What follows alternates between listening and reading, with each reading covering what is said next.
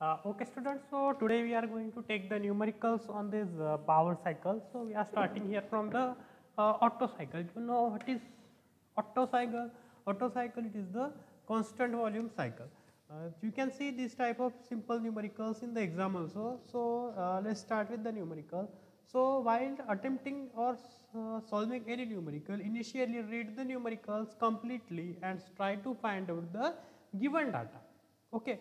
So here we are starting. So the numerical tells us that in an Otto cycle, temperature at the beginning and at the end of compressor are 316 and 590 Kelvin respectively. Determine the air standard efficiency of the cycle. So what is given here?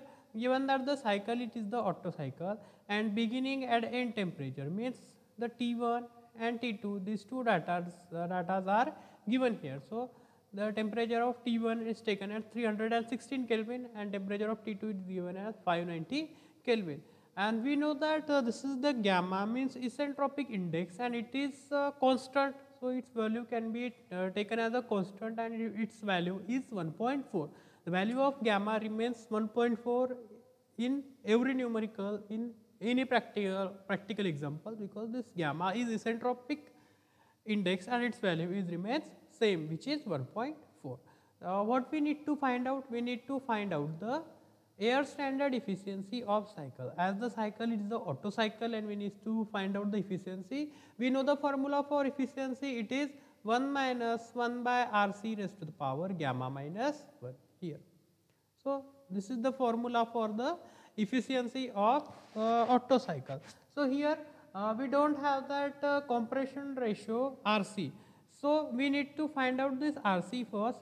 So to find that RC, they are given us the temperature T1 and T2. From this temperature T1 and T2, we need to find out the compression ratio first, which is RC, and from this RC we can calculate the efficiency of this cycle by using the formula efficiency is equals to 1 minus RC 1 minus 1 by RC raised to the power gamma minus 1. So here let's get started by using this relation between temperature and volume, which is T2 by T1. T2 by T1 is equals to V1 by V2 raised to the power gamma minus 1. So here it is the formula. T2 by T1 is equals to V1 by V2 raised to the power gamma minus 1. We know that V1 by V2, it is the formula for the compression ratio, which is RC. So this can be written as T2 by T1 is equals to RC raised to the power gamma minus 1. We already have the value of T2 and T1. So we put this value of T2 and T1 here. The value of T2 is 590, value of T1 is 316 Kelvin, and we need to find out the value of RC. That's why it is taken as RC here. Value of this gamma isentropic index is 1.4, and by putting this here 1.4 minus 1 and calculating this, we get this as 1.867 is equals to RC raised to the power 0.4, and by solving this equation we get the value of RC, which is compression ratio. RC is equals to 4.76 here. Okay. Now we need to find out the efficiency. So by writing this formula of efficiency here, which is efficiency is equals to 1 minus 1 by RC raised to the power gamma minus 1. So here we are putting the value of RC 4.76, which we calculate before here. The value of RC find out as 4.76. So we put this value here. The value of RC is equals to 4.76, and calculating this, we get the value of efficiency as 0.4672. But you know that the efficiency of the cycle or efficiency of anything, we write it in the form of the percentage. So multiply it by 100 and don't forget to write the symbol of this percentage here, and we get the value of efficiency of cycle as 46.42%. This answer 0.46 can be considered as a correct, but as the efficiency we always write it in the form of percentage. So we multiplied this efficiency by 100 and write the value in the form of this percentage symbol here, 46.42%. Okay, so what we did in that numerical, initially we tried to find out those what is given data they gave us, and then we need try to find out the things which required to calculate this air standard cycle efficiency. Okay, so this is the first numerical. This is quite simple one. Now we are going to see the another numerical today. Okay, so here starts from reading the numerical, then we try to find out the given data, then we try to find what is the ask or what to be calculated here. Okay, so here the for numerical, a petrol engine working on Otto cycle as a compression ratio is 8. Here they already gave us compression ratio, which value is 8. So here we note down that in the given data the value of RC is 8. It consumes 1 kg of air. It consumes 1 kg of air means mass of air is 1 kg here. If the minimum and maximum temperature during this cycle is 300 and 200 Kelvin respectively. So, for this minimum and maximum temperature, we need to draw this air standard cycle here. Here you can see this is the PV diagram for this. This is the PV diagram of Otto cycle, and you know this is the point 1 and this is the point 2. This is the point 3, this is the point 4. Okay, so you know that the maximum temperature is obtained at the point 3. That's why we name this 200 Kelvin as temperature 3 and denote it by T3. And from this diagram, you can see that the minimum temperature is obtained at which? The minimum temperature is obtained at point 1. That's why we name it as a T1 is equals to 300 Kelvin.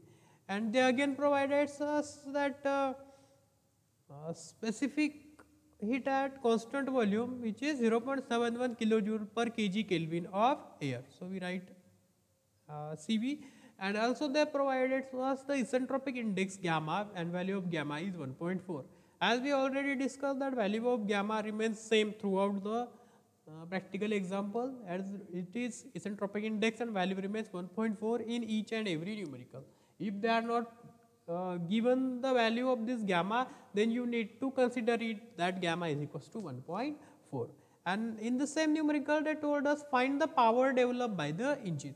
So what we need to find out in this numerical? We need to find out the power developed by the engine. So let's start it from what they want to calculate. You know that power developed by the engine we need to calculate. So for that power development, we need to calculate the work done by this engine first. And you know that power, it is the ratio of work done per unit time. So for this calculation of this power, we need to find out the work done by this engine. So to find this work done by this engine, we first need to calculate the work supplied and work received from this engine. We need to find out this supplied work and received work, Q of A and Q of R here. And from this we can calculate the power developed by the engine. So here we are going to, we need to find out this, find this work supplied, which is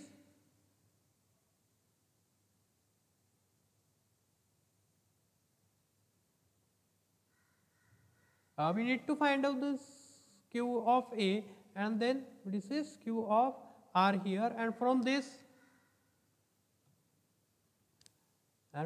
we can calculate the work done here. Okay, this is the work done.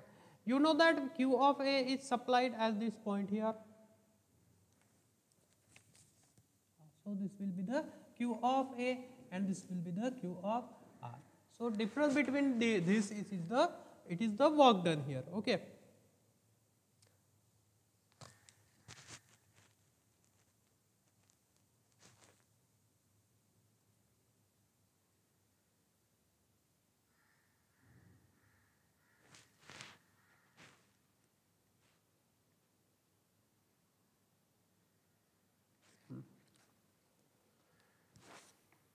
So as they already provided us the compression ratio R of C, which is V1 by V2. So we are using this relation here, T2 by T1 is equals to RC raised to the power of gamma minus 1. By putting this value of T1, we know value of T1 is 300 Kelvin and value of RC is 1. They already gave us in the given that value of RC is 8 and the value of T1 is 300. Okay. So by putting this value here, T2 by T1 is equals to RC raised to the power of gamma minus 1. And again this by solving this equation, we can get the value of T2 as T2 is equals to 300 into 8 raised to the power 0.4, and finally we can get the value of T2 as 689.21 Kelvin. Okay. Now we need to find out the T4 here. So to find this T4, we again use the relation between T3 and temperature and volume here. So T3 by T4 is equals to V4 by V1 raised to the power of gamma minus 1. Okay. We know the value of T3, it is 2000 Kelvin. Here you can see the value of T3 is 200. So by putting this value of T3 200, then T3 2000, value of T3 is 2000. The 2000 upon T4 is equals to 8 raised to the power of 1.4 minus 1 here. Okay.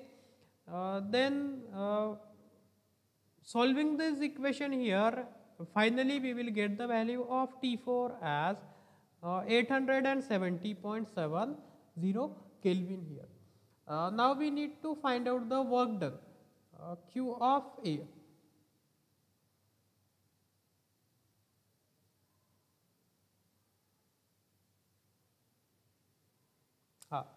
Now we need to find out this Q of A here. So Q of A is equals to M into CV in bracket T3 minus T2. So Q of A is equals to the value of M, mass supply by air is 1, or mass of air is 1. So by writing this 1 here, then value of the C of V is equals to 0.71. Then value of this T3 is equals to 200 and value of T2 we calculated it as 689.21.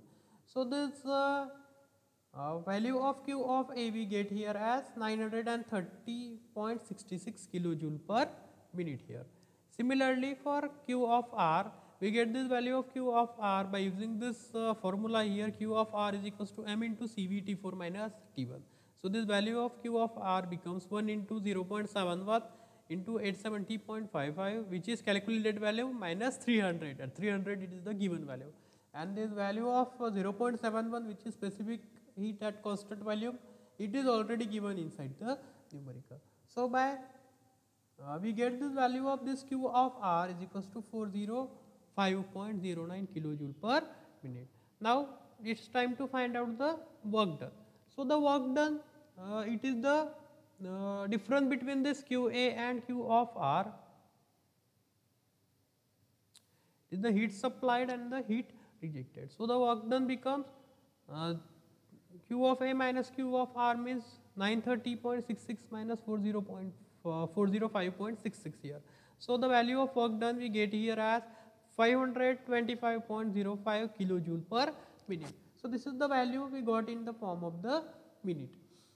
You know that power developed, it is the ratio of work done per unit time. So we convert this minute into the second, and for this we need to divide this 525.05 by 60 to convert this minute into the second. And you know that joule per second get converted into the watt. So here the power developed is, so here the value of power developed is 525.05 upon 60. You can calculate this value.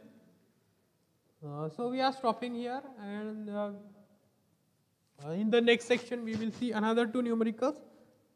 If you have any doubts, then you can contact me.